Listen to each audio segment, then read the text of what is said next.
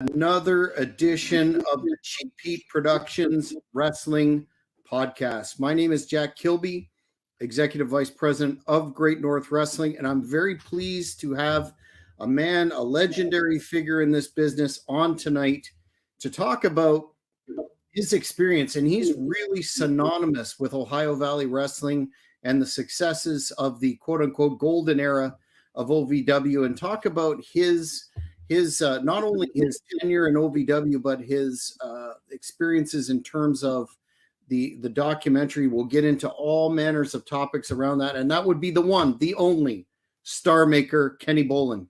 Kenny, thanks for coming on tonight, sir. I think you actually got that introduction about 98% right this time. That is a dramatic improvement over the last time that we tried to do that. Do me a favor, and just to explain who I am and what I am, if we can take down the big giant Star Maker Bolin green, everybody knows where I am on Twitter. I'm not hard to find. I'm of course shadow banned like a bitch, but if you could take that, do you have the ability to do that, to take down the Star Maker Bolin?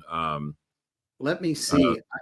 Green sign, and if you don't worry about it. But that's where the crown sits. That indicates that I am the king, that I am the one that the king of podcast, as you see there, the king of podcast, the Lord of Louisville, that was passed down to me. Did you want me to leave that portion, Kenny? The king of the podcast, Lord of Louisville? You can leave that. Yeah, you can leave that in there, because that won't cover up the crown. I want everybody to see the crown. I got an autographed Bill Dundee action figure there. Bill is supposed to be coming on the show soon. There we go. Now you see the crown that the other king, the king of Memphis, handed down to me. He knew he was never going to be king of Louisville, so he might as well just pass that on to me. Several years ago, Filipino flag hanging in the background there. I had some troll. You know my feelings about Donald Trump. I think I've mentioned that in the past. Well, yes, I had some trolls, some rednecks, some morons, some people with not much of a functioning brain cell that sent me some Trump flags. That's okay. So I sold those for, I think, about $40 a pop. So, okay, idiot. Send them to me. My brother lives out in Trump land, so I was the guest out there at a sponsor on our show. I would say that Carroll County is probably 95% Trump supporters, at least 90. So I went into that restaurant out there, and I had 4 of those flags with me, and they couldn't pay enough for them, but I limited it to $40. And then the idiots put a Filipino flag in there to make fun of all the fundraising that I do for Filipino families. Well, I actually like that, and that's why I tell you what, I'll just hang that up over my fireplace and show my loyalty and allegiance to the Filipino families that we help. And so the trolls actually sent me something I like for a change. So I made good money off their stupid flags they sent me. I was going to burn them, and I said, well, you know what, make some money off from it, and then donate that to charity. And then hung the Filipino flag, and I might autograph that and sell that to somebody down the road as well. So I see Mike D, not Mike Dundee, by the way, but Mike D has made a nice $2 donation. Yes, sir. He's asking your thoughts on Sean O'Hare and his tragic passing 10 years ago. Well, obviously that would be a very sad day. What other thoughts would you like? Well, and there's some say that it wasn't suicide, that it was a sexual fantasy type thing that he occasionally participated in, with the strangling and everything. And I think I heard in his closet and or maybe in his bedroom or whatever it was, and that it got a little carried away, that it wasn't really actually a suicide, that it was more accidental death than it was suicide. I've heard it explained both ways. I wasn't there. I didn't know that Sean was into any such thing. He was a dear friend, a great character that WWE had that they didn't know what to do with. The man got a clean victory over Hulk Hogan, beat him 1, 2, 3. Now Hogan had a mask on, but hey, still Hulk Hogan. Everybody knew who it was. He wasn't trying hard to disguise who he was. It's like when Dusty Rhodes was the Midnight Rider or whatever he was. He wasn't fooling anybody. And if I beat the Midnight Rider, then I beat Dusty Rhodes. Well, Sean O'Hare beat Hulk Hogan live on SmackDown. 1, 2, 3. No cheating, no interference. Beat him right in the middle of the ring. So they had Sean where they wanted him. The character was great. But like with John Cena, Vince didn't get it. And Vince is on a DVD that I'm on. Me and Danny Davis were talking about how great we thought Cena was going to be. And Vince is on the DVD. I didn't get it. I was ready to let him go. Same time they were going to let Rico go. And they did let Rico go for 90 days, but fortunately, Stone Cold Steve Austin helped us save that situation. Can you explain to me how possibly Vince could not get Sean O'Haire? The man had the look. Or John Cena. I mean, my God. John Cena too, of course. But I thought Sean O'Haire had world champion written all over him. His character work was strong. His man could do he could do a swanton bomb off the top rope. Did it many times at OVW. Jimmy didn't like him doing it. Number one, for the risk of injury. Number two, for a man that big to be able to do that.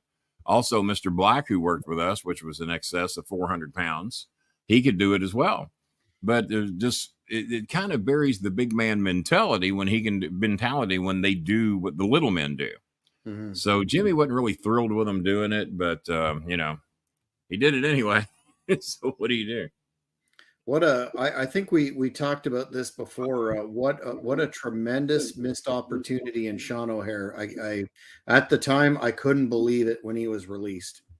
I am by the way, I am a Bolin guy. I'm the one that most qualified to wear this shirt because there's nobody more Bolin than me. And these are available in my t-shirt shop, Teesprings, and just go to my Facebook page, my Twitter page, or my podcast, and you will see us posted there. And if there's any shirts in there that you like with the BS logo, the I'm a Bolin guy, whatever you like, we donate all the profits, not all the proceeds. We got to make it very clear. All the profits go to help feed our Filipino families. But we got to pay for this stuff. Do we only have one viewer? Mike D's the only one asking any questions.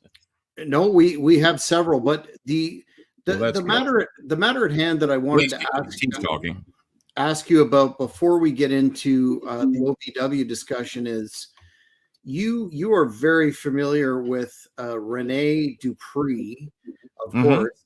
I certainly am. Managed him for a period of time.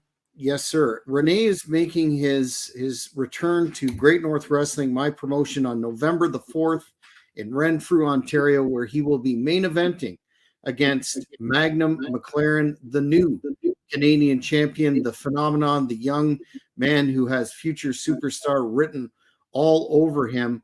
I know you saw some of the title match against Jeremy Prophet, where I allegedly was less than effective with the briefcase, which was a tribute, by the way. But two-part question.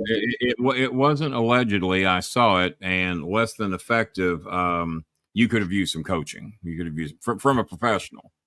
I was trying to see the briefcase is over there just to the left of that pillow. The real briefcase, not this crap that Money in the Bank uses that they stole. They admitted they stole that from me. I forgot who the writer was. He's not with them anymore, but he came down to Louisville and said, I got to get you in that briefcase in the WWE. I said, well, Triple H and Stephanie don't like Southerners, and they really don't like me because I'm friends with Jimmy. I said, I don't really like the chances. How you doing there, Jake Walker? If your real name is Jake Walker. And it might not be. Could be under an assumed name. But no, so they couldn't get me, so they got the briefcase, and they've had it for many, and they made a lot of money off that briefcase, and I think they owe me at least a tiny percentage of. Well, when I worked in OVW, I got all my sales and marketing deals and personal appearances that I set up for other people, and they paid me 30%. So I think 30% of every dollar they've made off Money in the Bank would be more than a fair out-of-court settlement. Otherwise, I should sue them for every dime they've ever made, because I wish I could think of the writer's name. I don't know if you know any of the old writers' names that were around in the mid-2000s, but Brian this would have. Nope. You say the name and I'll know it. I'll have to scan the memory. Herrera, Gala, I don't know. If somebody says the name, if somebody says the name, he was around for a long time and was one of the more respected writers at that time. Might have even been considered the lead writer.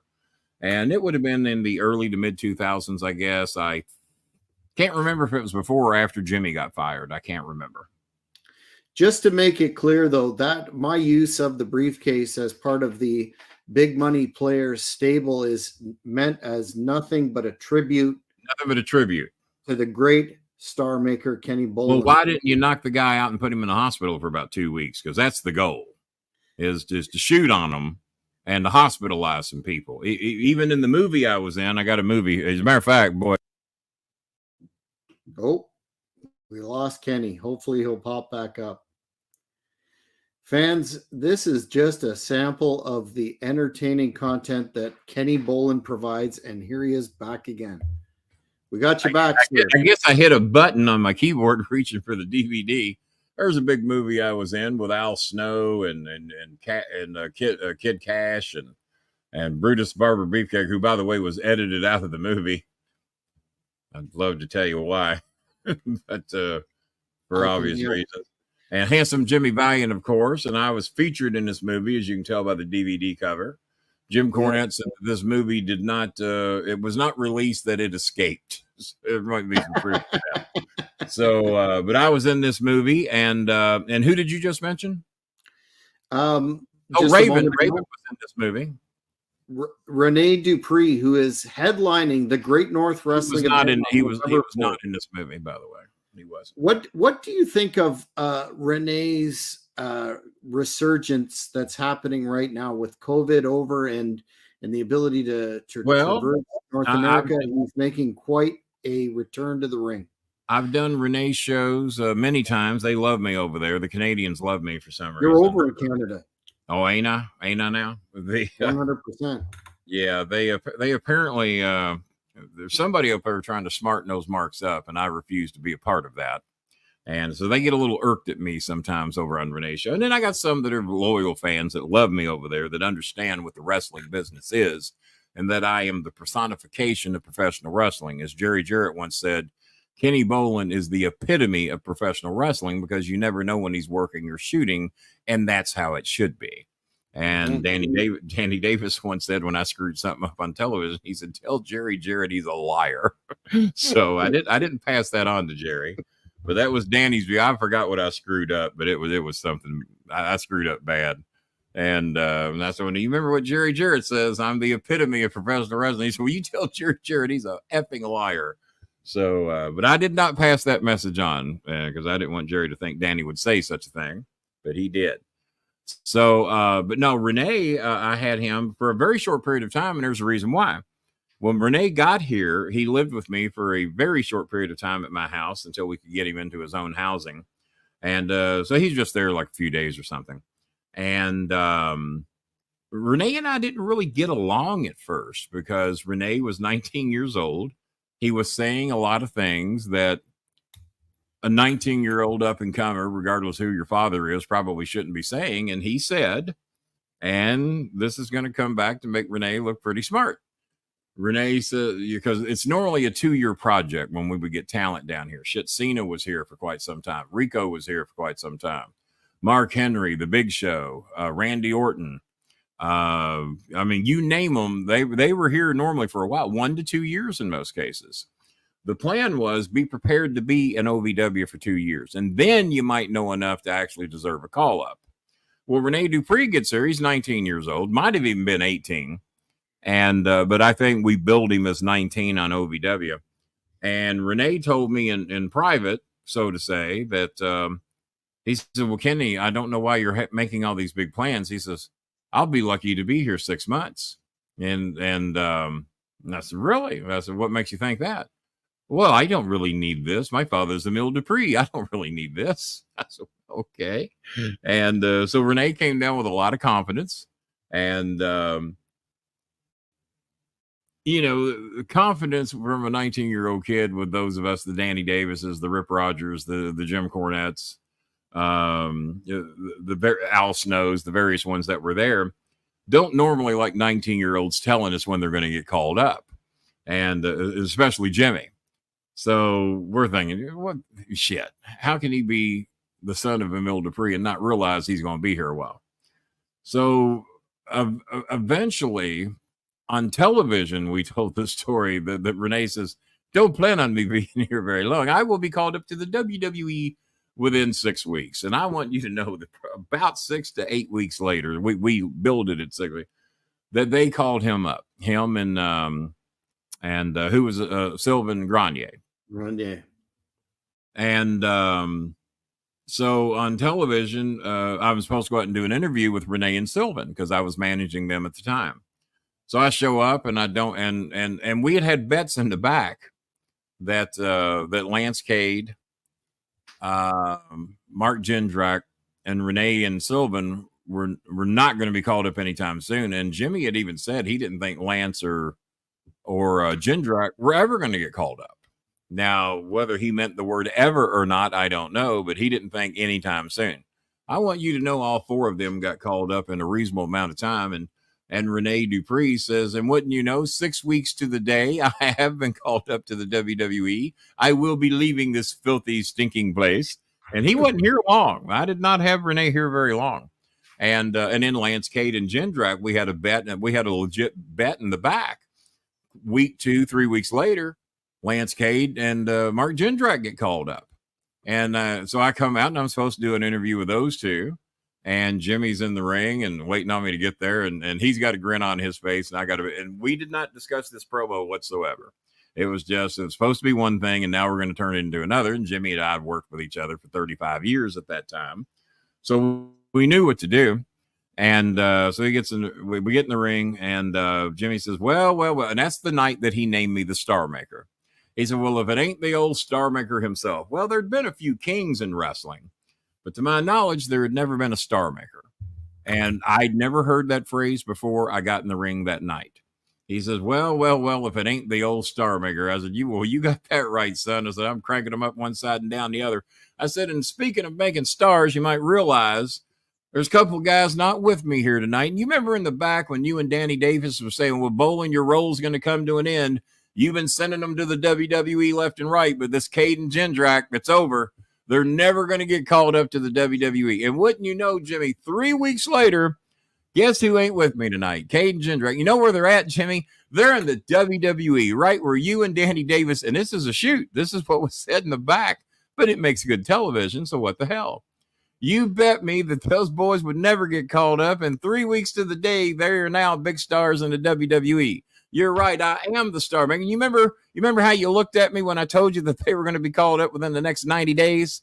And you looked at me like I had a smoking turd in my mouth, and Jimmy dies on camera. He has to jump off camera because he cannot believe I said you looked at me like I had a smoking turd in my mouth. Danny's dying in the back. I get to the back after the interview. He calls me to the office. I'm thinking he's mad. He says, did I just hear you say smoking turd on television? I said, yeah. So it seemed like the same thing to do at the time. Shakes his head. He says, do you realize that might be the only time in the history of pro wrestling that anybody ever said smoking turd on television? I said, I'm proud of that, believe it or not. And he's laughing. He said, get out of here. So, and then I told the story with Jerry Lawler on his podcast. And I said, and I was told that I'm the only person to ever say smoking turd on television. And he says, why would anyone want to do that?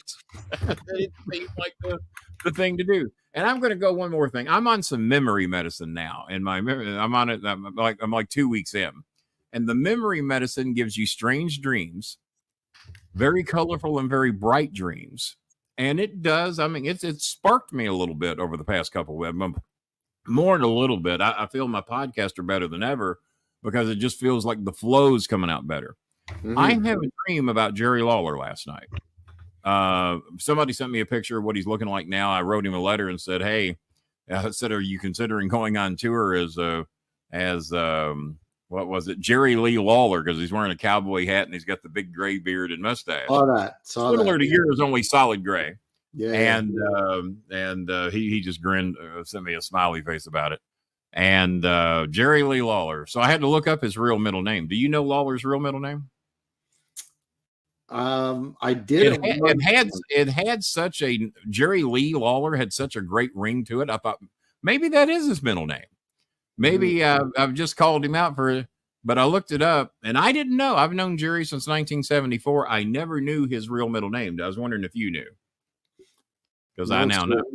Not with definitive. If you had to guess, if a guy's named Jerry Lawler, what middle name would you give him? Jerry Francis Lawler. Well, that's one name you could have given him. That's my best guess. His name is Jerry O'Neill Lawler. I would have, if you'd have told me to guess from now till next Tuesday, I would not have come up with Jerry O'Neal Lawler. Jerry Lee Lawler, Jerry Jackson Law. I don't know. I'd have come up with a lot. I'd have never come up with Jerry O'Neal. And I can't believe it's never, because my name is Kenneth Wayne Bolin, but I never ever used my middle name. Why? Because I had an uncle named Sammy Wayne. And the only time we heard the name Wayne is when our mothers were mad at us. And I didn't particularly like Sammy back then. So my mother, Kenneth Wayne, you get in here right now. Don't you ever call me Wayne. Sammy's called Wayne. I don't want to be Wayne. I wanted another middle name. I don't know what I would have come up with if I had to pick my own Star Maker, probably. But no, Jerry O'Neal. I never thought that was his middle name. But now I know. So I wrote him, also yesterday after I saw that picture, and said I would not have come up with O'Neal. Jerry Lee Lawler just seemed to make a lot more sense to me. Yeah, the alliteration there. It's not too late to change his name. He's only 72. Absolutely. 73, November the 29th for Jerry the King Lawler. Dutch Mantell, I think, turned 75, either 74 or 75 on November 29th. And wow. JBL, I think, is in his late 50s, and he has a birthday November 29th. And two of my biggest fans, a couple of little teenage girls over in the Philippines that religiously watch our show that we've helped get uniform. Little Eunice is November 29th, and little Ruby, who is doing very good in some dance competitions over there. She turns 14 November 29th. So I got 5 birthdays I got to acknowledge on November 29th. Well, at least it's easy to remember with that many falling on one date. Cornette just had his birthday September 17th, and my dog Two Cow's birthday is September 17th. My big Labrador looks a lot like the one in the window, only he doesn't move much. And Scooby's birthday is November 11th. Little Scooby. I'm shocked they haven't been in here yet. Give them time. And Choco, my son, and Choco, my little pit bull, we all three celebrate our birthday March 16th. That's tremendous. Isn't it now? In terms of your involvement, this documentary, just to set the table a little bit, or this docu-series rather. Docudrama, docu-series, whatever you want to call it. Whatever you want to call it. I'm in it, by the way. I don't know if you knew that. I'm in the movie. Yes, you are. You're in for a lot of memes were floating around on Twitter and Facebook advertising me as the big star of the show. So I hope you've tuned in and watched all 7 episodes. Well, I certainly did, and was expecting, given your, as I discussed in the introduction, given you're synonymous with OVW, and you're I am one of only 5 members in the OVW Hall of Fame. Myself, Jim Cornette, obviously, Danny Davis, the owner of the company, probably bought his way into the Hall of Fame if I had to guess. Dean Hill, come on, Dean Hill with me. Dean was pretty good. Now, Hall of Fame? Well, he was there a long time, probably longer than me. So, okay, we'll give Dean a pass. And then a referee. What has a referee ever done to contribute to professional wrestling? Ever. Name me one referee. And some will say, well, probably that Brian Hildebrand with Cornette. They called him the shooter. Brian almost ran Smoky Mountain Wrestling. I shit on a lot of referees. I call them frustrated wrestlers. Well, you can't work, you can't manage, so you become a referee. And that was just a little dig with me and the refs. I didn't, just to punk them out a little bit. Well, if you ain't got no talent, you should be a referee. I hope a lot of referees are watching today. And I know there are. Because everybody on Facebook is either a referee, a wrestler, professional. They're professional wrestlers, which means they pay their bills from the money they earn in professional wrestling. Are you aware of that? Yes. I mean, you own a wrestling company. It's probably hard enough to pay your bills with what you make from professional wrestling. But 100%. Whenever you're called, and you know that wrestling is the only sport this applies to, or activity, or if you go bowling and you bowl at 300, are you a pro bowler? No, because you didn't make any money bowling at 300. You're not a professional bowler. You don't make your living bowling. But if you play tennis, and say you beat John McEnroe, well, you're still not a professional tennis player because you don't make your living playing tennis. If you play golf and you beat Phil Mickelson, I'm just throwing out old names here because I'm old. And if you're still not a professional golfer because you don't make your money doing golfing. Your sole source of income. If you're a skydiver and you survived 100 jumps in a row. Well, unless you pay your bills by skydiving, you're not a professional skydiver.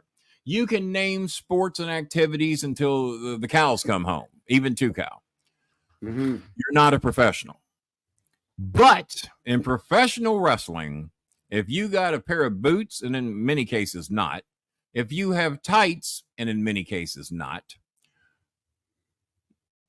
as long as you have done something in someone's backyard, have built something that looks similar to a ring, and you've gotten in there, and whether you've ever won a match or not, you're a professional wrestler. And they want you to think they're a professional wrestler so bad that they will many times Emily Wrestler, Jerry Wrestler, David Wrestler, Evangelina Wrestler. They're so desperate for you to think that they're a pro wrestler, they will put wrestler as their last name to take away all doubt. And then if that ain't bad enough, all these wrestlers, I see them attached to companies I've never heard. What's the name of your company again?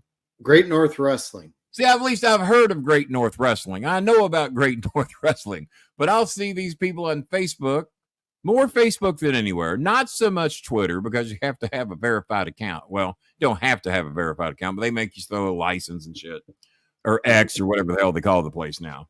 But on Facebook, you can apparently pose as anything or anybody that you want to be, and you can get by with murder doing it. But name me anything else, bowling, tennis, badminton, I don't give a fuck what it is, to where they call themselves a professional because they've done some variation of it.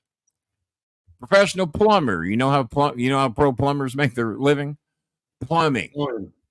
Professional heat and air guy, you know how he makes his money? Fixing and repairing and installing heating and air conditioning units. And they're accredited. And they're accredited. Mechanics, I'm a professional mechanic. Well, I got some guys that have fixed my car that are not professional mechanics because that's not how they make their living. But those that do make their living, those would be the professional mechanics, those that pay their bills each and every week. Well, I had one of these dumb rednecks not long ago. Well, Kenny, I am technically a professional wrestler. I pay my bills with what I make in pro wrestling. I said, you stupid fuck. You are 38 years old. You live with your mother. You have no bills. If you wrestle and actually profit $4 from the show, then I guess technically you pay your bills for pro wrestling. I paid for my own Big Mac, King. Your mother doesn't charge me any rent. So it irks me when people refer to themselves. And you know how long I was in the business before I could actually refer to myself as a professional wrestling manager? Quite a number of years. I started working for Nick Goulas in 1987, November of 87. I started making my living from pro wrestling in 1995, about 8 years. Bobby Eaton told me when I was early on in the business, he says, you know how long I was in the business before I could literally call myself a pro wrestler, that I could pay my bills? And even then, barely 7 years for beautiful Bobby Eaton, a real wrestler, a wrestler. Everybody thought he was professional long before then. Couldn't pay his bills. Had to have other jobs.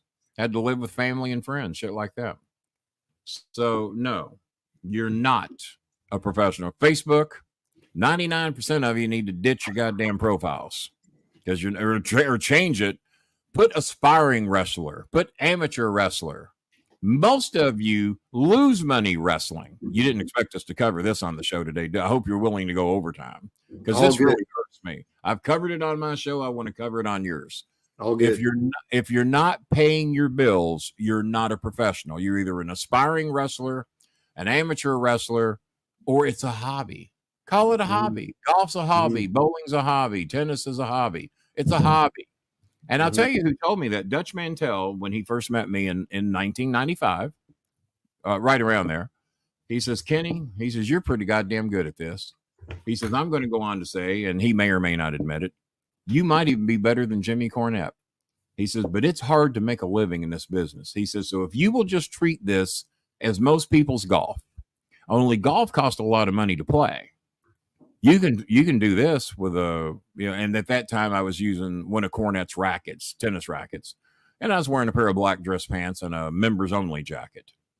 The cost was very minimal to participate in the wrestling shows. And I was making $75 a show, doing 1 or 2 shows a week. Well, even in 1995, you can't pay your bills making $150 a week.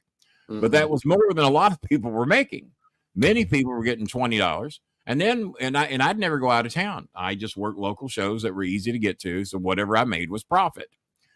I have talked to people, females and men, who have spent $300 to $400 over a weekend for travel, hotel, food to be on a show because somebody they want to claim they worked with was on the show.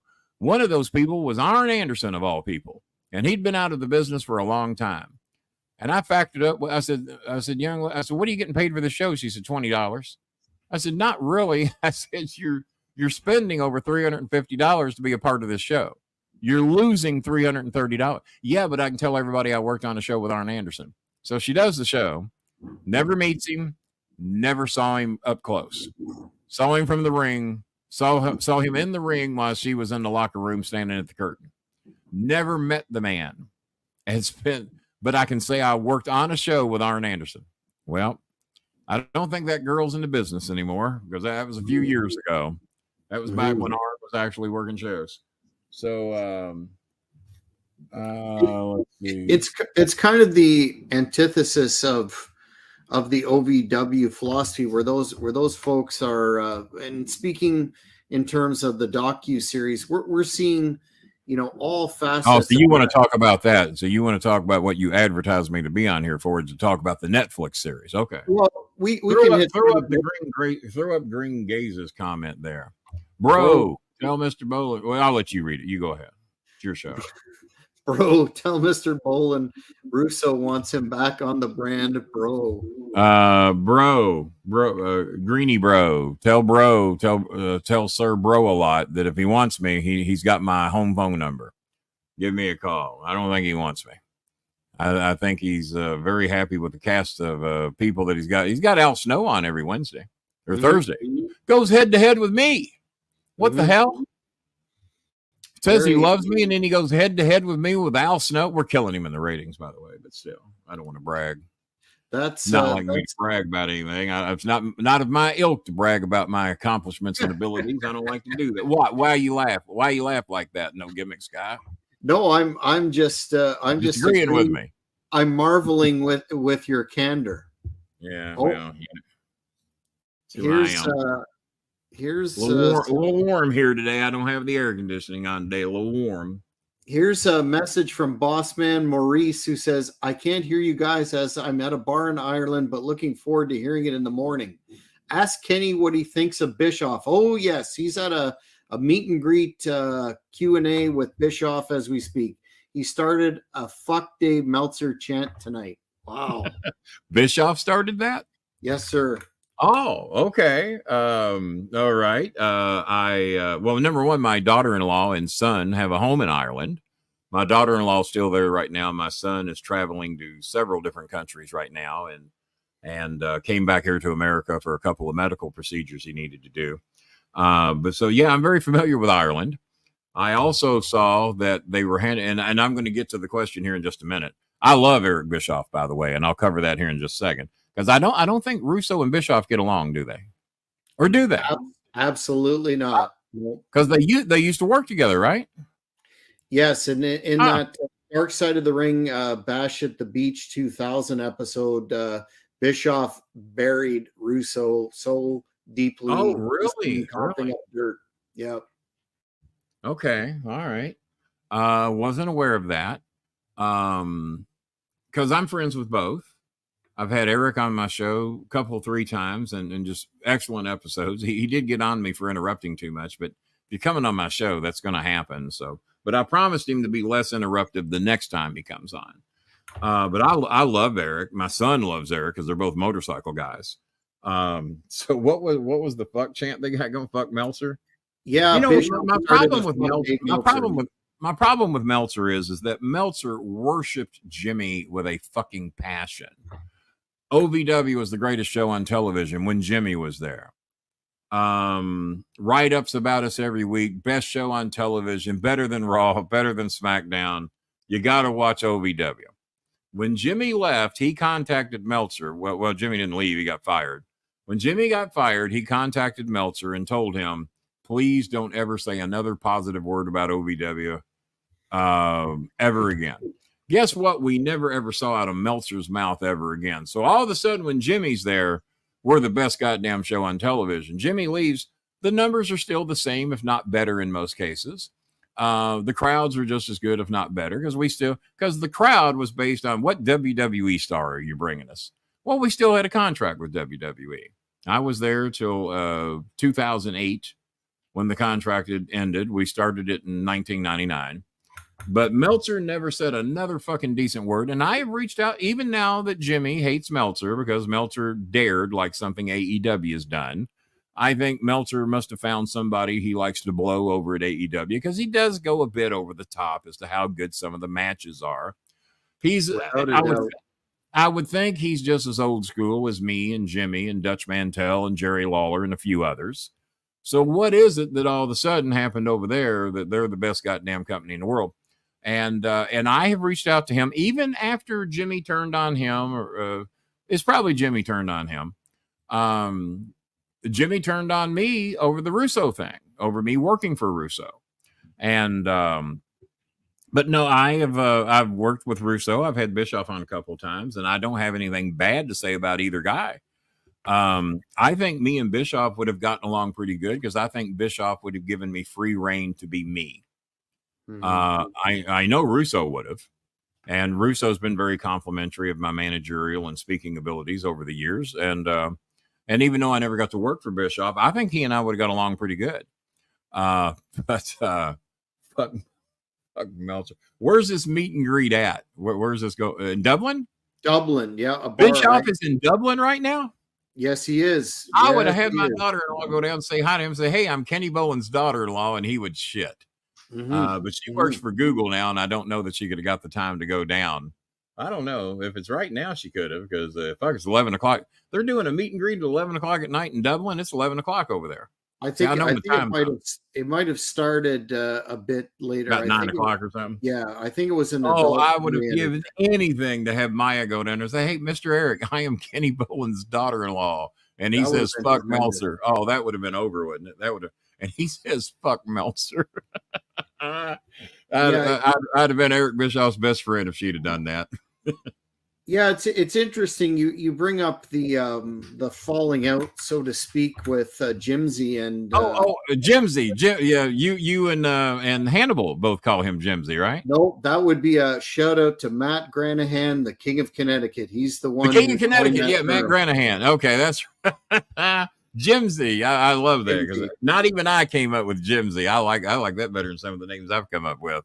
But what I want to display to everybody, well, Bolin's only jealous over Jimmy. No, Bolin was in OVW 2 years before Jimmy got there. I worked for Nick Goulas. Jimmy Cornette never did. I am thankful for a couple of opportunities that Jimmy opened the door for, but he also closed the door to a lot of opportunities. Having affiliation and working with Russo, having affiliation and working with Eric Bischoff, getting an opportunity to work in the WWE. Bill Dundee said he never once put me over that I wanted to be in the wrestling business. Bill said, if you come to me, I'd have got you in a long time before Jimmy or Jerry Lawler did, because Lawler didn't even know, because Jimmy never told him. I was led to believe that for 7 years, Jimmy was working on bringing me in. Never mentioned, other than to tell funny stories, my name never came up. Kenny did this, and he brought my name up because when Vince McMahon met me, he says, I thought you were a fabrication of Jimmy's imagination. So you're real. I said, well, yeah. And when I met him backstage, he acted like he had no indication that I ever wanted to be in the wrestling business, even though I was in OVW 2 years before Jimmy got there. But where I was going with this, if you add up all the people that Jimmy had great relationships with, and by the way, I have not wished Jimmy dead or wanted to kill him and his ex-wife. He wished that upon me and my son. He wanted to piss on Russo's grave. Jimmy wants to kill everybody that he doesn't agree with. Okay. So if that's the side you want to pick, it tells me who you are. But look at all the people. Chris Jericho no longer speaks to Jimmy. Meltzer who Jimmy, let's face it, they blew each other for a long goddamn time and enjoyed it. Hey, if you enjoy it, that's your business. Doesn't affect me any at all. But Meltzer don't speak to him anymore. I call him Jack Double Barrel Cannon. What's his real name in the WWE? Jimmy Badmouth his wife. Forgetting Becky Lynch. What's his name? Seth Rollins. Seth Rollins. He don't speak to him anymore because Jimmy Badmouth his wife. Tyler Black. I mean, all these people still speak to me, other than Meltzer. Meltzer just doesn't acknowledge me. It's not that he doesn't speak to me because I've written him, say, "Hey man, I'd love to do your show. Let's talk," and won't even respond. And I think I got enough credibility in the wrestling business that he could have me do an interview or be on. Does he do a podcast? Because I honestly don't know. Meltzer? Yeah, he does Wrestling Observer Live. Him and Alvarez, sometimes just Alvarez. See, Alvarez and me were good friends for a period. Yeah. I don't know if we are now or not. Maybe if Meltzer doesn't acknowledge me, maybe he doesn't either. I don't know. But Alvarez was in OVW for a brief period of time. Forgot what all he was doing, but I do remember him being there. So I don't know. But you name all the people that Jimmy used to have. Maybe Lance Storm still gets along with him. Jericho don't. No, Lance Storm has a beef with your old, shall I say, partner Brian Last. And Jesus! Well, that would alienate Jimmy because that's Jimmy's meal ticket because Jimmy can't do the shows without Brian. Yes. Brian Last is just a worthless POS. Very mean-spirited individual, and I think the two of them together. Yeah, very mean. He probably is with Jimmy and peeing on people's grave. He has offered to fight people. I guarantee you, two things that have never happened is Jimmy Cornette or Brian Last whipping anybody's ass. They've talked about it a lot. Brian Last is a certified puss. Brian Last ain't gonna whip nobody. Matter of fact, we have his home address, and when he was talking shit on people, they said, well, me or my son, either one, I'm 62 years old on disability. I don't fear you whatsoever. You can imagine what my son would do to you for some of the shit you've said about him. What do you say we come up there? And we were, he didn't take us up on our offer. So I invited him to come here. You want to talk so much shit? You want to whip somebody's ass? You're going to whip all these wrestlers. I'm not a pro wrestler. Come down here and whip my ass and see how that goes for you. Oh, you really want to get fucked up? Why don't you have the nerve to say to Chris's face what you've said about him on and off the air on Jimmy's show? Why don't you do that? They haven't had any interest in that either. Certified puss ain't going to fucking fight or whip nobody. And he only challenges. He's like Jimmy. He challenges people that he knows he'll never have to have an interaction with. Even with Russo, when he was wanting to fight Russo, he told me, well, I'm going to bring a ball bat. I said, why are you going to bring a ball bat? Well, in case he gets in a lucky punch. I said, well, Russo, I've shook hands with Russo. I've had dinner with him. He's going to stomp your ass. You better bring your ball bat because Russo's going to stomp your ass. I have fought you, Jimmy. I have wrestled you in shoot matches. You're going to get your ass whipped. So that never happened. And then Jimmy turned it into a wrestling promotion. Jimmy says, I'm going to put $5,000 in my pocket. He put this out public, told me in private the same thing. I'm going to put $5,000 in my pocket, and if Russo can take it off from me, he gets it. I said, well, he's going to take your money, and he's going to beat your ass. I said, but by the way, being as you're such a tough guy, give me, and I was at my worst at that time. I was in horrible health, 589 pounds back then.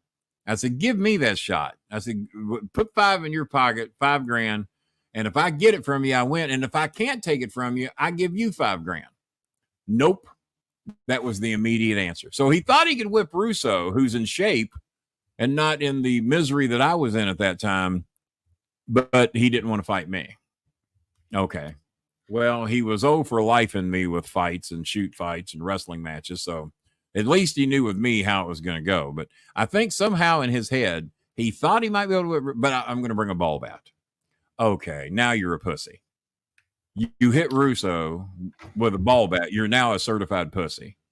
Only your fan base would forgive you for that. So yeah, I used to listen to Cornette's podcast. all the time and respected his accomplishments in the business, but I'm not the type of individual that likes to go in on people all the time, and I just found it was, especially with some of his comments, were just over the top. I said it today. Jim Cornette, and I used to say it back when we were friends, back in 2012, 2013, when we started doing podcasts together, give or take. He is the Donald, and this is before Donald Trump really existed to a degree.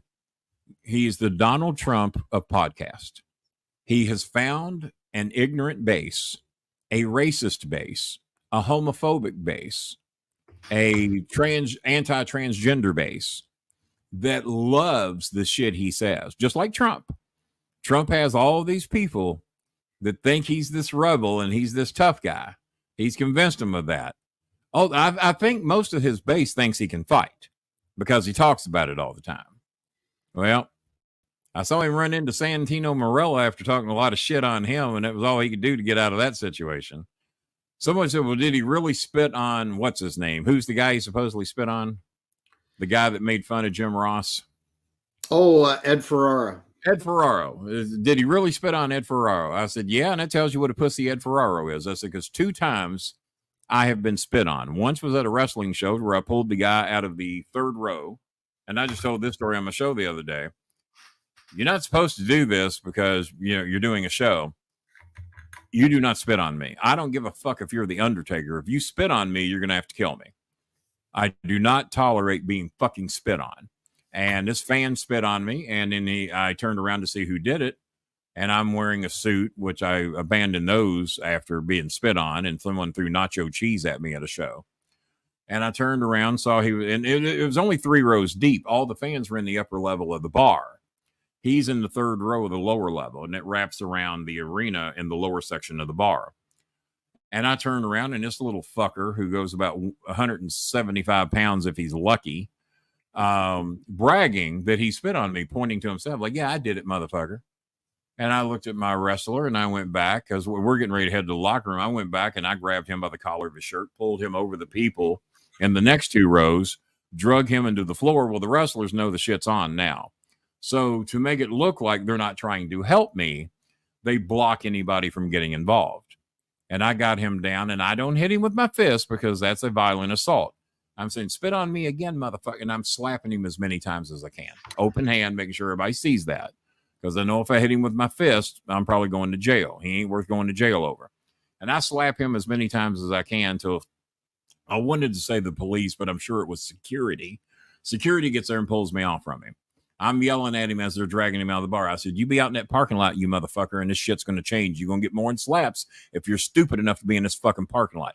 Try and spit on me again, motherfucker, and I'm just going off on him. And Ian's mad at me because I'm going off on a fan. I said, don't spit on me.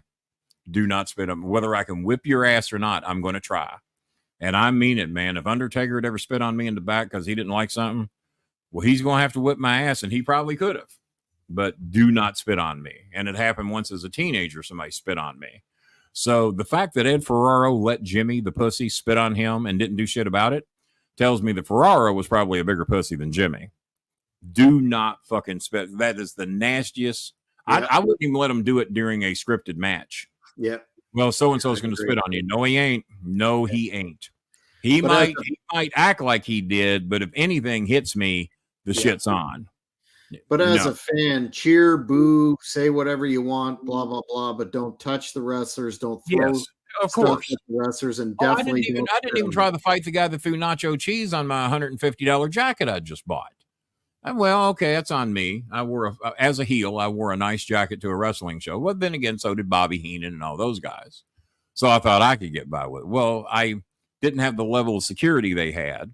And I probably didn't have the education of the fans that they had. I had a bunch of dumb fucks in the south end of Louisville that did not have proper behavioral skills. So I had that going for me. So do not spit on me. That's the bottom line. Absolutely. So when Ed Ferraro didn't do shit about it, he let the known biggest pussy in wrestling now make him the biggest pussy in wrestling because he didn't do shit about it. And I guarantee you, to this day, if Jimmy ever shows up over here and wants to spit on me, I will beat him within a fucking inch of his life. And I will take whatever comes with it. I do not like being spit on. All right. I don't think that's going to happen. But circling back, it will not happen. It will not. No, he doesn't have it. Circling just like Jimmy fighting Vince Russo. I only talk about shit that I know ain't going to happen. And Jimmy showing up over here to fight me or my son is not going to happen. And I don't think, and the police have the email where he threatened to kill my son. So if it's worth going to prison over, whenever he wants to pull the trigger, it's up to him. Yeah, one would hope he would be gaining some more restraint or apparently not. Well, restraint is one thing, cowardness is another. And he realizes what would happen if he ever showed up over here with ill intent. What with this hugely successful docuseries, and it's getting mainstream publicity, and there's OVW just sold out their Saturday night show for the first time in quite some time, and it's hard to get good reviews on Reddit sometimes unless it's something Reddit blows, and wrestling is not always one of those things. And Reddit has even been given it. I don't think I've seen one or two negative reviews, other than that Al is too kayfabe. I got some criticism from a guy in Poland who's a lawyer, been a longtime friend of mine, and he writes me today and he says Al is insulting everybody's intelligence by locking into this kayfabe ship. I said, well, let me tell you why he's doing it. Give me your perspective on this. I said, it used to be we. Al is trying to sell tickets in a 7-state border region that is basically people that were raised on Memphis wrestling or some version thereof. Not necessarily very smart to the business at all. Many of them still to this day want to believe what they see is real, even though they have been force-fed that it's not. They still want to believe. And he's trying to sell tickets to a 7-state area. He don't give a fuck what Netflix thinks. And I would do exactly the same because he's being very critical of Al for forcing the kayfabe. I said, I do it a lot on the shows I go on. Yeah, I'll talk about some shit now and then. And then when I really want to piss the fans off, I stick to the kayfabe. I won't smarten you up. You're a dumb fuck. You have not. And Al, when he was on my show, pointed out, he says, Kenny, these people that think they're smart kill me. He says, unless you have done this business, and I'm not talking about backyard, unless you've been with a major organization or even a major regional organization and been with them for 2 or 3 years, you don't know. You don't know. If you were in for a cup of coffee, you still don't know because anybody that's running a real organization does not open up everything to you. You earn the things that you learn, like I did, like Jimmy did. God, I remember knowing Jerry Lawler for 5 years backstage. And I remember 5 years after I'd met Jerry, I was sitting with him backstage at Rupp Arena. They had 12,000 people on the other half of the arena. Jerry had just turned babyface. And I'd never really talked smart about wrestling to him. You didn't do it. You didn't, because I'm a fan. You don't talk smart to the wrestlers about the business like you know what's going on. Or you should try this. You don't dare fucking do that. Jerry used to give me rides to McDonald's when I was 17 so I could meet my other ride. Jerry and I'd get a Big Mac and a Big Red. Did not talk smart. He gave me a pair of his tights. He played music for me to get my opinion on it and whether I thought it was good for his album or whether it'd be good for the television show. I played him the Midnight Express music before there ever was a Midnight Express because I thought it would be a good theme song on their television show. Wouldn't you know that Lanny Poffo's group started using the Midnight Express as their theme song a few weeks later. So that killed it because Lawler liked it. But then again, Jerry Jarrett was going to have to do away with 2001: A Space Odyssey, which was never going to happen. But Lawler liked it. And eventually he was calling the shots and he may have changed it. So, but even after all that, I'm sitting backstage with Jerry at Rupp Arena in Lexington, Kentucky. And I said, Jerry, I got to ask you, what do you like better? Being clean or dirty? Thinking, okay, he and I can talk now. He's babyface. He doesn't have to hide anything from me. He looks at me, he says, man, and we're all by ourselves backstage. And it's half of Rupp Arena that's only me and him. And I think on the other far side of the arena are the Bushwhackers, if this tells you how far we're going back. He looks at me and he says, I don't know, man. I think I like wrestling clean. I said, yeah, why is that? I hate it when I don't take a shower. And that was as smart as he would talk to me after knowing him for 5 fucking years. Knowing I know, he knows I know, but I couldn't come out and tell him I knew. And you didn't do that with Bill Dundee or the Bushwhackers or Cowboy Frankie Lane or whoever the hell was there. Jacques Rougeau, Canadian. And it didn't matter. So that is how protected the business was. So Al Snow is protecting his market, his business. He's not going to sit there and talk smart to everybody. And then when he was on my show, he points out, unless you've done this in a real organization for 2 or 3 years, you don't know. You know what you read on the internet, and you know what people think they know. They don't know shit. And I said, Al, that's probably about as well put as I've heard that. Because I've explained to people as well. And Jerry Jarrett said it. I watched him say it because I was not officially smart to the business yet. I was just allowed to hang out backstage. Don't act like you fucking know anything. You're just a guest back here. Keep your fucking mouth shut. Wasn't said, but interpreted. Guy knocks on the door, got his boots and his tights. He's ready to work. Knocks on the door. He says, hey, Mr. Jarrett, pleasure to meet you. My name's whatever it was. And I'd like to work on your card tonight. Do you have a match for me? And Jerry just looks at him. He says, oh, I'm smart to the business. Jerry looks at him, and I swear this is exactly what he said because Jerry admitted it on my show. Well, young fella, you might be smart to the business, but you're not smart to my business. You need to go around and buy a ticket. And I saw it happen. I said, holy shit, that is awesome. That is awesome. What did the guy mean about Al sticking to kayfabe? I thought he was very measured in his I don't know because I haven't seen it. Maybe you can enlighten me. He just said that Al was insulting the fans' intelligence by sticking to kayfabe. I haven't seen it, so I don't know what he's talking. No. You disagree? Oh, 100%. Because Al is somewhat open. I mean, he worked for ECW. Al worked for ECW. It's not like Paul was protecting the integrity of the business the whole time he was there. So I couldn't picture Al going above board with it. But then again, there's only it's not like Ian Rotten where he sets out an hour before the show and smartens everybody up to angles they're working on and potential people we want to bring in and who do you want to see work with who. Ian would do that for an hour before the show and and this was in 1995. That's why he didn't work out so well in the Louisville market. And then he starts doing all the barbed wire and light tube shit and stuff like that. So, and then he eventually got banned from the state of Kentucky. So, but no, I don't know. I haven't got to see it yet. I don't have Netflix, and but eventually I'll probably drop the $15.99 and watch that. As soon as I hear there's something else on Netflix I might want to see. Right now they don't have a lot going on over there. I'm dying to see. Mm-hmm. And when I heard I was only in for a brief second, and okay, well I know where I'm at. You know, I don't need to see what they used of me or what they didn't. But they did tell me that there's a very good chance that I will have a lot more to do in season 2, and they've already got about 5 hours worth of footage. So if they talk about the successes of OBW, there's only 5 of us in the Hall of Fame. They don't want anything to do with Cornette. Even Cornette started telling everybody that they begged him to be a part of it. Tried to fly him in and everything. Well, according to the people I talked to, that never happened. And I talked to the people that would know. And they said, no. And as a matter of fact, when they asked me to do it, I said, now, it's up to you all who you have on the show. I said, but if Cornette is going to be involved and I'm going to have any interaction with him, he's going to try to look big in front of the boys. He's going to pop his mouth off. And if my son is with me, one of us is going to beat his ass. I said, it's going to be good film for Netflix. Oh, it's a ratings getter. Cornette and Bolin fight. I said, I can tell you how that fight's going to go. And especially if it's my son. And I've already beat his ass more times than I can fucking count. So we can do this.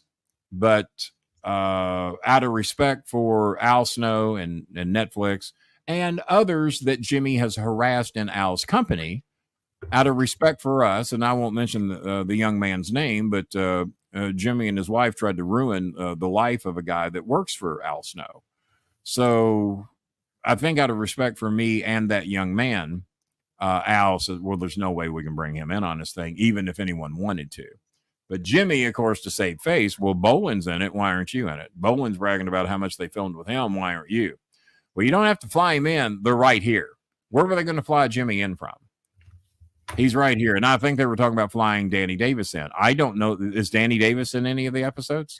There's I believe in the first episode, they're laying the groundwork in terms of the history, and they do flash him like with me and Cena. Yeah, flash him very briefly. There you go. So they did not fly him in then, right?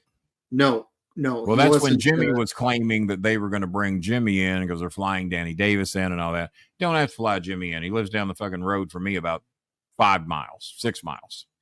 He's not far away. That's interesting because he made a comment on his podcast that was quite. This was a couple of weeks ago, but right when it was about to debut, and he made a comment that was quite dismissive about it, saying, "Well, this isn't the OV. The flavor of it was this isn't the OVW of old, and it's kind of, low rent, blah blah. No offense to Al, but it's low rent. No offense, but why would you take offense to that, right?" But it was about a 2-minute comment, and that was it. When has Jimmy ever turned down an opportunity to be on television or a Netflix documentary? Yes, he would brag about that till the fucking cows come home, as I had said earlier today. So he'll be on these dark side things, but he won't do a Netflix documentary. Bullshit. Stop it. Mm-hmm. Talk about insulting people's intelligence. But I told him if he's going to be a part of it, I will not be. Out of respect for Al and anyone involved, because if me and Jimmy fight, it's going to be great for Netflix. They'd probably antagonize the fight. Hey, I hear Jimmy said this. Oh, really? Tell him come say it to my face. And if Jimmy were stupid enough to do it, now the shit's on. There's a lot of people at age 62, 63 I cannot whip. He's not one of them. And he knows that. So, and my son's a whole nother fucking story. That would be something that should not be filmed because it would be cruel and unusual punishment towards human beings. I might let him live. I don't think my son would. Yeah, he's threatened to kill my son. What do you think my son would do? Oh, absolutely. Self-defense. That's kind of a head scratcher that they were. Here's my assessment of Al in that documentary. I was thoroughly impressed at his honesty. He was sharing what a man in his position, the booker, and then all the issues that an independent booker encounters, such as talent leaving in the middle of storylines, et cetera, et cetera. But one point that was interesting was the investor in the I believe his name is Mark. You got the one guy that was a big deal with Kentucky Wildcat basketball, Matt Jones. Matt, and they said Matt was very insulting towards Al's ability to manage money. Yes, and it's insulting for people like that to try wrestling, whether it be me or Cornette or Al Snow or Danny Davis or anyone else, for some money guy to come in and try to tell us how to run our show. You might tell me what you want to finance and what it is you would like to bring to the show, but you don't tell me how to do the show, or Jimmy, or Al Snow, or Danny Davis, or whoever the fuck's running it. Don't, and I doubt you would. Now you said you're vice president. Who's the president of your company? She is an individual that does not have a role in terms of the actual product itself, but is the business end of it. I'm the forward face of the company. But I will say this: I found that individual is her name known to the public? No. Ooh, president with no name. That sounds like a song. The president with no name. Through the desert on a president with no name. Shrouded in intrigue. But that was one of the unknown president. That's a comedian. That's right. Maybe work that into a story. Maybe we could have somebody run for president in America with a sack over their head and just be known as the unknown president. Like the unknown comic. Like the unknown comic, who was one of the funniest sumbitches ever, by the way. Agreed. Look him up. Look him up for those of you that don't know. He used to be on what was that show he was on all the time? And I don't know. The Gong Show. He was always on there. And nobody made me laugh more than that stupid fuck with his corny ass routine. And he was just so funny and clean. He never told a dirty joke that I know of. And No. unknown. If you've never seen the Unknown comic, every show, I don't know what he looked like.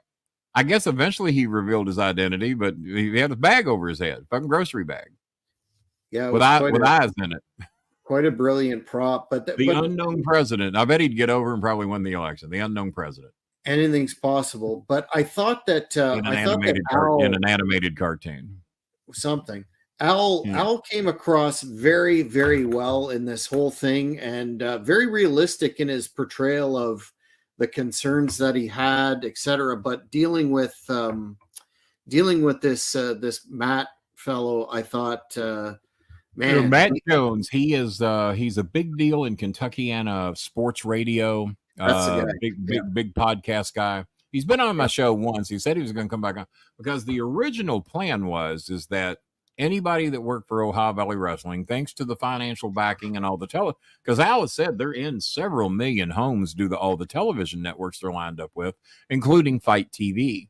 And we talked about that on my last show, and that they have access to millions of homes. Well, now we got to get all millions of them watching the show. That's the key. You can be in as many homes as you want. We need to find a way to make them watch eventually. And but no, Matt Jones, the way it was explained to me is that everybody's going to make a livable wage that works for Ohio Valley Wrestling. I have talked to people involved with the show, backstage, on camera, off camera, wrestlers and non-wrestlers that said, well, that lasted for a few weeks. And now what happened to that? Because it sounds like there's a lot of money backing the show, but never put money to where you can't make a profit. And pro wrestling at this level, it's hard to make a fucking profit. Absolutely. There's a reason that me and Jimmy Cornette never started our own promotion, even when we were best of friends. It's fucking hard. Jimmy found out with Smoky Mountain Wrestling. They went bankrupt in 2 or 3 years, and he had a big money mark. And when they ran through all his money, they were done because they couldn't do it anymore. They weren't making the profit. And I worked on some shows in Knoxville that had 10,000, 12,000 people at it in the Knoxville Cup. But you only do those once a quarter, and then you got to pay the talent because they ain't coming in for free. They ain't staying in at someone's house for free. They're not eating for free in most cases. My people do. But so when you bring in that many names, the profit margin is not what you think it would be. And then you got to pay for the fucking big ass building you're in. I don't know. What's the biggest building you've ever booked? Well, we have run some junior C hockey arenas that in Ottawa, Ontario, as well as Smith Falls. Now our next show is at and they hold 5 to 10. Our next show, about 5,500 was capacity for the Louisville Gardens. Yeah, and we'd run there once a month. Now Lawler and Memphis ran that every week. Memphis, Tennessee, 12,000 people every week. Evansville, Indiana, 3,000 people every week. Rupp Arena, 12 to 13,000 people every month. Nashville, 4,000 people every week. Jonesboro, Arkansas, 1,000 or 2,000 people every week. Tupelo, Mississippi, 1,000 or 3,000 people every week. And when you have a territory like that, different time. Jonesboro, Tupelo, Philadelphia, Mississippi. They had one hell of a territory. If anything less than 2,000 people showed up at these shows, it was fucking miracle. Louisville put them in the books, 5,500 people every Tuesday night, 12,000. I've heard Lance Russell said sold out Memphis Mid-South Coliseum, 12,653, whatever the number, every goddamn Monday night. And Lawler sold out the Mid-South Coliseum more times than Elvis Presley. Well, of course he did. He was there every week. Elvis Presley didn't perform in the Mid-South Coliseum every week, and he wouldn't have sold it out if he did. People got tired of it eventually, but never got tired of Jerry the King Lawler. Well, I think on the whole, it was. I'm looking forward to season 2. I've got nothing but the utmost. Well, me too, because I might actually be in that one a little bit more. Well, let's hope. But out of all the characters in that docuseries, Al came off as a really knowledgeable old school guy. Nothing but respect for him. The investor was infuriating. For example, the investors' I plan idea. to see it. I'm not begrudging them. Oh God, people are walking by my window. I plan to see it. I'm not begrudging because I'm only in it for a couple of seconds. I plan to see it. I just Choco's a big fan of people that walk by the window. She's my watchdog. She don't take no shit off nobody. Now you notice one cow. See, that's one cow in the window. Yeah, he's pretty stable. He don't he don't fuck around. He doesn't do much. He intimidates. He don't do much. He's had that pose for a long time, and that's one cow in honor of two cow. That's awesome. What I think we should do, Kenny, is as we're on overtime here, I would love if after you watch the docu-series, we could have you back and do a more in-depth analysis on it and get your thoughts. But I would say I don't think I ever smartened you up that I hadn't seen it yet, or did I? No, but that's cool. Well, I fucked you over, didn't I? Fucked you over good. That's what I do. Absolutely not. It's always a pleasure.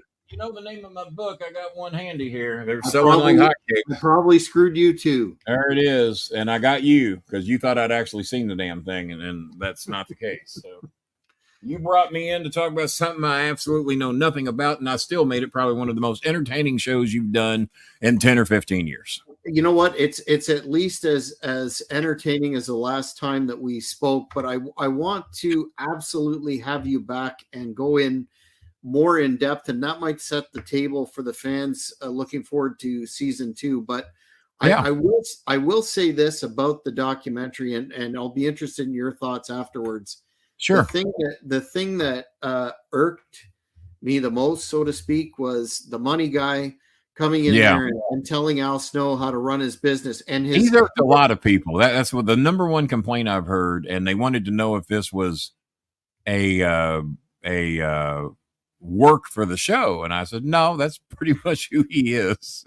No, his big idea, listen, get this, his big idea to generate revenue, the money guy, was to do about 30 dates in about 30 days and go on the road, and some of them look like they drew a very minimal audience, and then to turn around. So wait a minute, so they actually did the 30 dates in 30 days. Okay. Yes. How many of these dates do we see on the documentary? About 4 or 5, and some of them some of them drew okay, and then some like. Well, I don't want okay. I don't want okay. You're a man in the wrestling business. Roughly about how many people are showing up at these shows? It depends. You don't have to be nice. You're just giving a review. The outdoor venue looked like it had about 15 people. Some of the indoors, a couple hundred, but. It just 15 at an outdoor event. Yeah, it was pretty bad. What the fuck was it? Hell? It Hell was would have got a bigger crowd. But then for this guy, did they say what city it was in? They did, but unfortunately, it slipped my memory right now. But you're not on the memory medicine I'm on. I could have told you if I'd seen it. Fish oil helped. So, but for this guy to go, I'm on something more powerful than that. I'm going to tell Al Snow how to make money, and my solution is to go on the road and do a slew of shows. I thought showed how little actual knowledge he had of. Who do you know ever in the pro wrestling business has done 30 shows in 30 days and thought they were going to make money? Nobody. He's a genius, ain't he? He's a genius. Mm-hmm. And if Matt Jones would be kind enough to come back on my show, I'd tell him, what were you thinking? What were you thinking? And without proper promotion, and you can do all the fucking shows you want, you have to have something. And even I know that, and I don't consider myself a booker. I don't consider myself a promoter. I know how to promote me and my people. I never wanted anything to do with booking an entire show. I know how to promote me. I know how to promote my wrestlers. I would never want to tackle that task. But even I know, if you don't give the fan, like these cuts that WWE had. Oh, well, AEW is going to pick these people up and make a fortune. No, they're not. Because just like with everybody else, WWE has never one time gotten rid of anybody that they wanted to keep. There's nobody on that AEW roster, maybe other than MJF, but there were people at WWE that didn't like MJF. I think that person's gone now. And Punk tried to go back, and Vince didn't want him back because of how he did him. Punk tried to beg his way back in, couldn't get in. Triple H might have considered it. I got to tell you about my dream with Jerry. I know we're overtime, but you're going to love this dream I had about Jerry Lawler and what the new owners have done with Raw. Fuck, this might happen. This might happen just to keep up with AEW. But unless you put somebody on the show that people give a fuck about, and no offense to the current roster, there's a few of the girls over there I think really highly of. None of the men are currently sticking out with me right now that I would want to pull $10, $20 out of my pocket and I got to go see this guy. He's great. Sorry, there's nobody there to that level yet. A couple of the girls are very good. Shalonce's very good. Jada Stone's very good. The girl they label as the Hood Rat, I think the thing's kind of featured on her and her boyfriend. Is that correct? Does she get a lot of the attention? Yeah. I'm trying to remember her name too. Jeez, hold on a second. Hallie or Haley, something like Haley. that. Yeah, Hollywood Haley J. That's her name. Okay, all right. Yeah. Tell me this: how much of Shalonce did you see? How much of Jada Stone did you see? And how much of Haley did you see? The Hood Rat. A lot of Haley. A lot of Haley. Yeah. All right. Allow me to criticize Netflix because Al Snow would have nothing to do with this. They fucked up. The star of the women, in my opinion, whatever I fucking know, I only sent 54 people to the WWE that were told they never had a shot. Shalonce is the star. With a little bit more work, she can be a big star. Jada Stone has some amazing in-ring ability. Nice look. Jada has a lot of potential. Haley, I don't know a lot about. I'm about to sneeze. Hang on. Oh, I don't have a sneeze button, so sorry about that. No worries. I'm allergic to ugly. Oh, there you are. And this memory medicine, man, I'm remembering all my old shit. So I think they fucked up. Now, who's the boyfriend? Do we know his name? Because I heard that a lot of it was featured around them. Yeah, some guy that I found entirely unremarkable. No offense. Unremarkable, and maybe I saw in the trailer, in my opinion, some overacting. Yeah. Some overacting. I don't like overacting. Yeah. Be who you are. Be natural. That's why I was good. I was good at being an asshole. That's why Bret Hart became good. Bret was good at being an asshole. Steve Austin was good at playing his character. They just took what was in them, turn it up. Some people say times 10.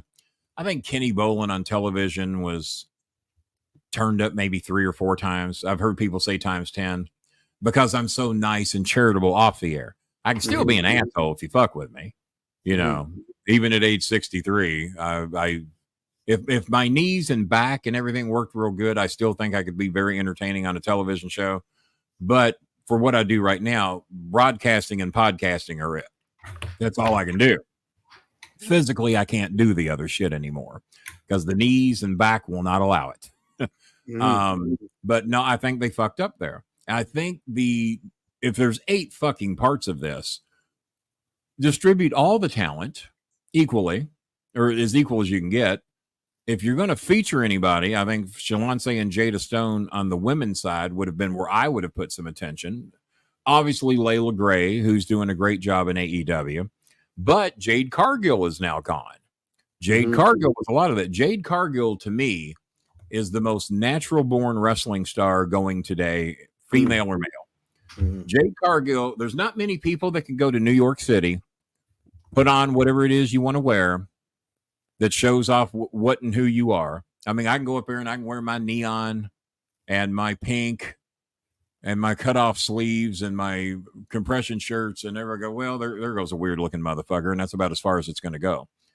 Jada, not Jada, but Jade Cargill, almost Jada. Jade Cargill walks down the street in New York City wearing her, not even her wrestling gimmick, but just whatever skin tight she wants to wear. Everybody's going to look at her and go, I don't know what she does. If they don't, that's a fucking star. Becky Lynch walks down the street, and if you don't know her from the wrestling business, you don't know who the fuck she is. You don't know who Dr. Britt Baker is. You don't know who Paige is. All these various people. Jade Cargill is a fucking star. excellent promos. Could be a little bit better, and they're going to get better. Her in-ring work, my son said, send her to Japan, let her learn this craft for a year from real people that know how to work, and bring her back, and she's going to be the biggest star in it. Now, I understand that WWE has signed her. Mm-hmm. AEW let go the only thing they had that WWE would want, other than MJF. MJF obviously would be a monster motherfucking star in the WWE because of the I'm not even factoring in his workability, and his workability is excellent. He tends to blow Cornette a little bit too much for me, but hey, you know, if he worships Jimmy, that's fine. But sometimes who you worship tells me who you are. And when you worship a racist, and Jimmy's been fired from a lot of television shows because of racist remarks, homophobic remarks, transgender remarks, and he's pretty much unemployable. Because Jimmy wants to be in the wrestling business and wants to be a big deal real bad. Nobody's offering him a job. Nobody credible. NWA got rid of him for the shit he said about the fried chicken and the bike in Ethiopia. He's used that line before. He used it now at a time that he was held accountable for it. He has a YouTube video out where he said the N-word 16 times. And then you tell me that you're entertained and you worship Jimmy Cornette. What is it that entertains you? The racism, the homophobia, the transgender shit? Which one of those things entertains you? Because none of that shit entertains me. Didn't entertain me when we were friends. Told him so many times. Guy comes on my show the other day. Have you seen where Jimmy went through the drive-thru and harassed that girl? Oh, I thought that was so funny. Oh, really? You thought Jericho recorded that? I said, Jericho enabled him. That's why Jimmy's the way he is now, because he found a racist base who gets into it when Jimmy belittles black people or poor people. Because Jimmy thinks he's better than anybody he's ever met, probably including me. He thinks he's better than everybody he's ever met. I'm shocked he and I got along because we were from two different financial classes. We probably should not have been friends based on how Jimmy treats people now, because he don't like poor people. Has a tendency not to be that fond of black people, if you've heard his comments. Doesn't like, he calls Kenny Omega Twinkle Toes. Really? Your wife is bisexual, and that's okay, but it ain't okay for Kenny Omega to be bisexual. All right. That adds up. You're not a hypocrite. And then transgenders, he's bitched about Dana Brooks's looks, said that Becky Lynch shouldn't, shame on her for having a baby at this time in her career. She have a baby whenever the fuck she wants. That's her deal. It's her body. It's her career. Have it whenever you fuck. And that's why Jack Double Barrel Cannon doesn't talk to him anymore. That's the name I gave him that he really liked. But WWE called him up, and they did not go with Jack Double Barrel Cannon, as you figured out. So I know I'm way the fuck over. We're about 20 minutes over, but I did want to cover that. Rene Dupree coming up on what show for you? On November the 4th, the Renfrew Reckoning, the big return to the Ottawa Valley of Great North Wrestling. Fans, if you're watching this, Rene will be in the main event for the first title defense of Magnum McLaren. One of Kenny Starmaker Bowen's biggest stars, I might add. Big star. Yes, sir. The first defense of the Canadian title, and it's the first defense. Yes, after Magnum. Who's the current champion? Magnum McLaren, my man, part of the big money players. He defeated. Oh, let me guess who's managing. Let me guess who's managing Matt McLaren. Can I guess one time? Okay, all right. So that guess is out of the way. Right. Is there going to be a briefcase at ringside? Is there going to be a briefcase? Well, I'm a busy man, and when I'm backstage, I have to keep my papers and whatever together. Well, you got to keep all that shit close by just in case the phone rings. Yeah, I know how that goes. Right. You know exactly how it is. I was accused because I was a big fat fuck back then. Some say he's a big fat fuck now. That's all right. I'm not as fat as I used to be, but many people accuse me of having a lot of Twinkies in my briefcase. And so one night I had it break open, and I had a bunch of Twinkies in my briefcase. That's awesome. But there's another night it broke open when I hit Randy Orton with it. And it broke open and a bunch of bricks fell out. So you never knew, is there Twinkies in that briefcase or are there bricks? So, all right, I'm going to give you a one-night pass to carry that briefcase. But if you really want to make this a big deal, if you really want to make this a big main event, what you should do is have the battle of the briefcases and have the original manager of Rene Dupree back me up some Jade fucking Cargill money and send that down here, prepaid, by the way. I ain't showing up there on a promise. I want Jade Cargill money, one night appearance. I'll show up there with a real briefcase, the real one, and I'll teach you how to use that briefcase in a way that you ain't going to like too much, son. And you going to wish I had Twinkies in that briefcase when I turn that summit loose on you. And I will manage Rene Dupree for the first time in 12 years. Well, longer than that, because he's been gone since like 05 or 06. Long time. Been a long time since I've managed Rene Dupree. So why don't you get with your sponsors and your promoters and your real president with no name? Find me that Jade Cargill money, and I'll teach you a little something about briefcases if you want to learn something. Well, I think how about Kenny, that, bitch? On that note, Kenny, it's time for you to pass the torch. And I'm more than happy to carry on that. A lot of us ain't real fond of passing that torch. You know that, right? I made it clear that it was a tribute, but yes, we should definitely discuss that. But fans, we have reached the end of another edition of the Cheap Heat Productions Wrestling. Ready to go. I want to talk more about this man. I want to talk about my Jade Cargill. I don't want to go. I want to go another 90 minutes. I want to talk to the uneducated redneck marks you got up there in Canada that don't know anything about wrestling, that think you're a big deal, that think you know something about briefcase. Why don't we just go a little bit longer? Why don't we go another 90 minutes? How about that? If you keep talking like that, you're going to turn me face. So another interesting possibility. But possibility. But we definitely want to have you back, Kenny, when you've seen the documentary, and we'll keep in touch in the meantime. Got a mouse in your pocket? We want to have you back. Got a mouse? No, that would be boss.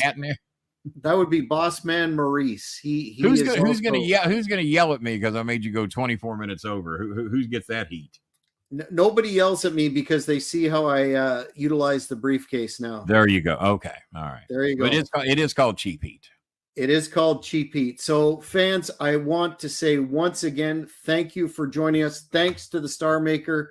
And we will see you again very soon. Thank you for watching the Hannibal TV.